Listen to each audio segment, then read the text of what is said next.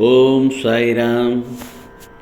என் அன்பு குழந்தையே, உனக்கான இறுதி வாய்ப்பு இது என் செல்லமே. உன் சாயப்பா உத்தரவு கூட.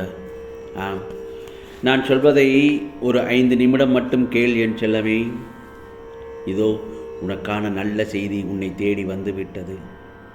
அனைத்து தடைகளும் எல்லாம் முடிவுக்கு வந்துவிட்டது.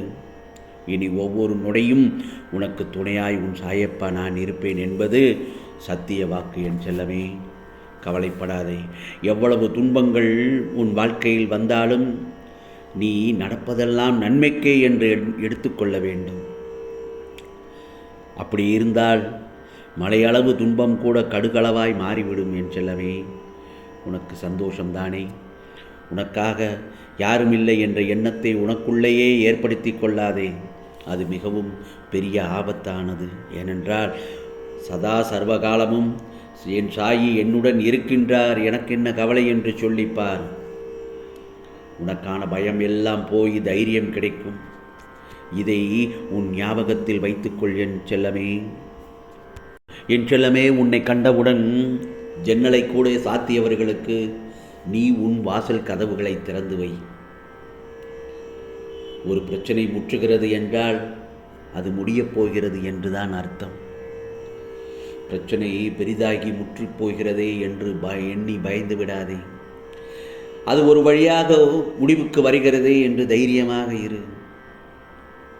ஒரு கதவு மூடப்பட்டால் அதைவிட சிறந்த வழி ஏதோ ஒன்று இருக்கிறது என்பதை எப்போதும் நினைவில் வைத்துக்கொள். துரோகிகளின் வாழ்க்கை என்பது சுற்றும் பம்பரத்தை போன்றது. விரைவில் ஓய்ந்துவிடும். கலங்க வேண்டாம். புரிகிறதா?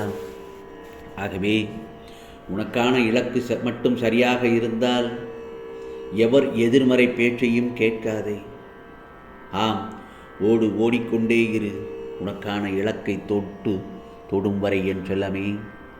புறங்கூறுபவர்களையும் ஒதுக்கிவிடு. புறங்கூறுபவர்களையும் உன் வாழ்க்கையிலிருந்து ஒதுக்கிவிடு. அவர்கள் சிந்தனையில் செக்குமாடு போல உன் சிந்தனையும் இலக்கு தெளிவாக இருந்தால் நீ செல்லும் பாதை சரியானதாகத்தான் இருக்கும் என் செல்லமே. அதே போலத்தான் வாழ்க்கையில் தொடர்ந்து முன்னேறி செல்ல வேண்டும் என்பது பலரின் லட்சியம். இன்றைய போட்டிகள் நிறைந்த காலகட்டத்தில் அது அவ்வளவு சுலபமில்லை என்றும் அறிவார்கள். அதே சமயம் முன்னேற முடியாதது ஒன்றுமில்லை என்பதும் அவர்களுக்கு நன்கு தெரியும். முன்னேற்றம் அடைய வேண்டும் என்று நினைத்தால் மற்றும் கனவு கண்டால் மட்டும் போதாது. அதற்கு தேவையான நடவடிக்கைகள் முழு நம்பிக்கை மற்றும் முழு மூச்சுடன் எடுக்க வேண்டியது அவசியம் அல்லவா? முன்னேற்ற பாதையில் முன்னேறி செல்ல உதவும் 3 முத்தான அறிகுறிகளை பற்றி இங்கு நான் உனக்கு சொல்ல இருக்கிறேன்.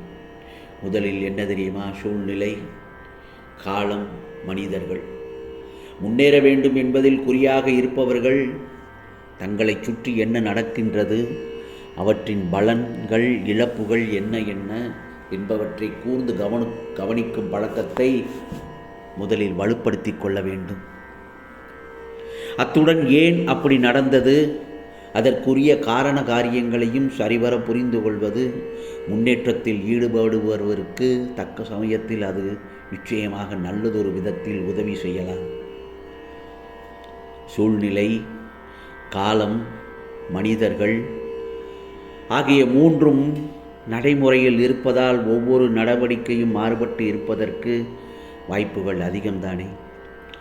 இந்த 3இல் பொதிந்து இருக்கும் முக்கிய விவரம் ஒன்றுக்கு நிச்சயமாக ஒளிபரப்பு இருக்காது. நடந்து முடிந்த சூழ்நிலையோ அல்லது கடந்து சென்ற காலமோ மறுபடியும் திரும்ப வராது என்றுதான் சொல்கிறேன். திரும்ப வராது, திரும்ப பெற முடியாது. அதே போலத்தான் சந்தித்த மனிதர்கள் அந்த குறிப்பிட்ட சூழ்நிலையிலோ நேரத்திலோ வெளிப்படுத்தப்பட்ட குணாதிசயங்கள், நடத்தை முறை மறுபடியும் நடைபெற்ற முறையில் நடைபெற இருக்காது. எனவே ஒவ்வொரு தருணமும் அதி முக்கியமானது என்பதை பெறுகின்றது. ஒவ்வொரு சமயத்திலும் முன்னேற சிந்தித்து செயல்படுத்த முனைவோர் தங்களை சுற்றி என்ன எவ்வாறு நடைபெற்றது அதிகரித்து கொள்வது அத்தியாவசியம். அதே போலத்தான் ஒருவரின் முன்னேற்றத்திற்கு துணை நிற்கின்றது என்பதும் மறுக்க முடியாத ஒன்றே ஆகும். எல்லோருக்கும் நேரம் ஒரே மாதிரி இருக்கின்றது.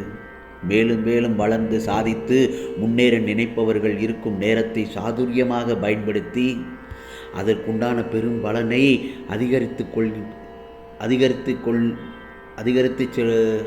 கொண்டே இருக்கிறார்கள். அப்படிப்பட்டவர்களுக்கு நன்றாக தெரியும், கைவிட்டு செல்லும் நேரம் திரும்ப வராது, கிடைக்காது என்று. நேரம் போனால் திரும்ப வராது. எனவே இருக்கும் நேரத்தை விரயம் செய்யாமல், வீணடிக்காமல், முன்கூட்டியே சிந்தித்து எப்படி லாபகரமாக உபயோகிக்கலாமா, அல்லது அவ்வாறு செய்து அதிகப்படி பலனை அறுவடை செய்து வாழ்க்கையில் முன்னேறி செல்வதில் முனைப்பாகத்தான் இருப்பார்கள் நேரத்தை கணக்கிடுபவர்கள் வாழ்க்கையில். ஆகவே இப்படிப்பட்டவர்கள் நேரத்தை எந்த ஒரு தருணத்திலும் வீணடிக்க மாட்டார்கள். பிறர் வீணடிப்பதையும் விரும்ப மாட்டார்கள், அனுமதிக்கவும் மாட்டார்கள். என் செல்லமே, இவர்களுக்கு நேரம் மிக அரிய மூலதனம் ஆகும். அதற்குரிய மரியாதை எப்பொழுதும் கொடுக்கப்படும் இவர்களால். சூழ்நிலை, நேரம் இவைகளின் ஊடே முன்னேற துடிப்பவர்கள் பயணிக்கும் சமயத்தில் இவை இரண்டும் நடைமுறையில் கற்பித்தவைகளில் இருந்து தெரிந்து கொள்ளும் இவர்கள் தாங்கள் சந்திக்கும் பழகும் பல்வேறு தரப்பட்ட மனிதர்களிலிருந்தும் மேலும் கற்றுக்கொள்ள வாய்ப்புகளை நழுவ விட மாட்டார்கள்.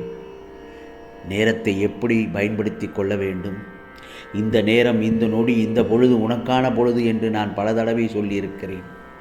ஆகவே இத்தகைய பல்வேறு தரப்பட்ட மனிதர்களின் நடை, உடை, பாவனை, பேச்சுத்திறன், பிரச்சனைகளை எதிர்கொண்டு முறியடிக்கும் திறமை, முடிவுகள் எடுக்கும் மற்றும் செயல்படுத்தும் முறை, விதம் என்ற பல்வேறு அம்சங்களை பிற மனிதர்களிலிருந்து அறிந்து கொள்வது அது ஒரு சிறந்த வாய்ப்பாக இருக்கும்.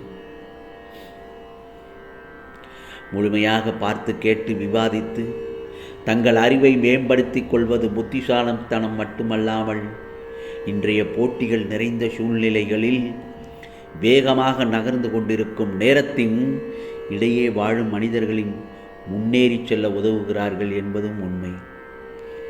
ஆகவே சூழ்நிலை, நேரம், மனிதர்கள் என்ற மூன்றும் நடைமுறை படிப்பை உரிய வகையில் கற்றுக்கொள்ள வழிவகுக்கின்றன முன்னேறி செல்ல வாழ்க்கையில். ஆம் செல்லமே, இது உனக்கான பதிவுதான். ஒரு 5 நிமிடம் கேள் என்று சொன்னேன் உன் சாயப்பா. நிச்சயமாக உனக்காக நான் சொன்னதுதான். உனக்கானதெல்லாம் நிச்சயமாக நல்லதே நடக்கும், நல்லதே நடக்கும். ஓம் சாய்ராம், ஓம் சாய்ராம். ராம்ஜி அருள் கிடைக்கட்டும். ஓம் ஸ்ரீ சாயிநாதாய நமக. ஓம் ஸ்ரீ சாயிநாதாய நமக. ஓம் ஸ்ரீ சாயிநாதாய நமக.